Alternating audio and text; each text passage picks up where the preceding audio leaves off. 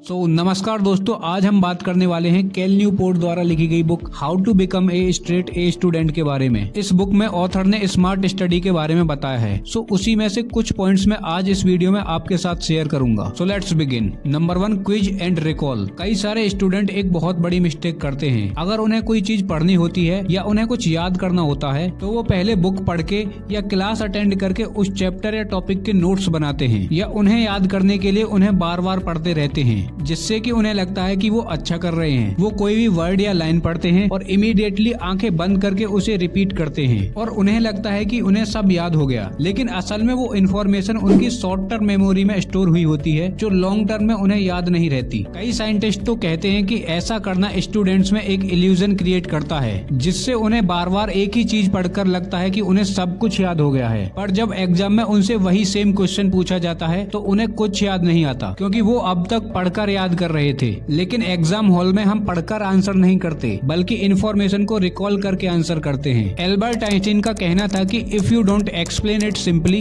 You don't understand it well enough. इसलिए आपको quiz and recall method का use करना चाहिए, जहां आपने जो पढ़ा है उसे बार बार पढ़ के याद करने के बजाय आप उसे खुद को समझाने लगते हो, उसे ठीक से समझते हो, उस टॉपिक से रिलेटेड अलग अलग तरह के क्वेश्चंस करते हो, जहां आप ही स्टूडेंट और आप ही टीचर होते हो। बजाय रट्टा मारने के अगर आप उसे लिख लिख कर समझते हो और खुद को या किसी दूसरे को एक्सप्लेन करते हो तो इससे आप उस इन्फॉर्मेशन को रिकॉल करते हो, और जब भी आपसे वो सेम क्वेश्चन पूछा जाएगा तो आपकी राइटिंग और एक्सप्लेनिंग मेमोरी ट्रिगर हो जाएगी और आप एग्जाम में सही से लिख पाओगे, क्योंकि आपने इन्फॉर्मेशन को रिकॉल करने की प्रैक्टिस की थी, ना कि रटने की। Number 2, take care of your physical health. कई सारे स्टूडेंट्स की ऑथर कैल न्यूपोर्ट से यही कंप्लेंट होती है कि वो फोकस नहीं कर पाते, उन्हें बहुत नींद आती है, उनमें एनर्जी नहीं है, वो मोटिवेटेड नहीं रहते और वो बहुत जल्दी बीमार भी पड़ जाते हैं। बट आप ही सोचिए कि ऐसी बैड फिजिकल हेल्थ से कोई भी एक ए ग्रेड स्टूडेंट बन सकता है? द आंसर इज नो, क्योंकि आपकी फिजिकल हेल्थ आपकी एकेडमिक एक्सीलेंस की फाउंडेशन होती है। एक ए ग्रेड स्टूडेंट होने के लिए आपको ओलंपिक एथलीट की बॉडी बनाने की जरूरत नहीं है, लेकिन आपको अपनी बॉडी के सभी फंक्शंस को बेटर कंडीशन में रखना बहुत जरूरी है। फॉर एग्जाम्पल, मान लो कि किसी वजह से आपके पैर में चोट लग गई है। अब अगर आप उस रात पढ़ने बैठोगे तो आपका ध्यान पढ़ाई से ज्यादा आपके उस पैर के दर्द पर जाएगा और आप अच्छे से पढ़ नहीं पाओगे। अगर आपकी बॉडी अच्छी कंडीशन में नहीं है तो आपकी बॉडी खुद आपके लिए डिस्ट्रैक्शन बन जाएगी, जहां आपके ब्रेन का फोकस आपकी बॉडी में चल रहे छोटे मोटे इश्यूज में इतना उलझा रहेगा कि पढ़ाई पर फोकस ही नहीं कर पाएगा। इसीलिए एक ए ग्रेड स्टूडेंट बनने के लिए आपको अपने माइंड के साथ साथ अपनी बॉडी का भी बहुत ख्याल रखना चाहिए। Number 3, clarify your doubts. कई स्टूडेंट्स पढ़ते टाइम अपने डाउट्स को बचा कर रख लेते हैं, जिन्हें वो एग्जाम से कुछ दिन पहले क्लियर करना शुरू करते हैं, जिससे वो एग्जाम को लेकर और भी ज्यादा एंशियस और पैनिक होने लगते हैं। जिसका ऑथर कहते हैं कि एक ही सॉल्यूशन है, आस्क क्वेश्चंस। जितने भी टॉपर्स होते हैं उन सभी में एक चीज कॉमन होती है, उन्हें चीजों की बहुत डीप नॉलेज होती है। ऐसा नहीं होता कि वो कुछ इंपॉर्टेंट पढ़ते हैं और अगर उन्हें समझ में नहीं आता तो वो उसे छोड़ देते हैं, बल्कि वो उस डाउट को इमीडिएटली क्लियर करते हैं। इसलिए आपको अपने मार्क्स को इंक्रीज करने के लिए इस हैबिट को डेवलप करना बहुत जरूरी है, जिसके लिए आपको रेगुलर क्लासेस अटेंड करनी चाहिए। कई स्टूडेंट्स को लगता है कि वो टीचर के बिना पढ़ सकते हैं और सेल्फ स्टडी से अच्छा स्कोर कर सकते हैं, लेकिन ये एक गलत पैराडाइम है। आपका टीचर चाहे कितना भी बोरिंग हो, उनकी क्लास ज्वाइन करने से, उनसे क्वेश्चंस पूछने से, अपने डाउट क्लियर करने से आप अपना प्रेशियस टाइम सेव करते हो और ज्यादा तेजी से कॉन्सेप्ट्स को क्लियर कर पाते हो, जो कि सेल्फ स्टडी से थोड़ा मुश्किल होता है। तो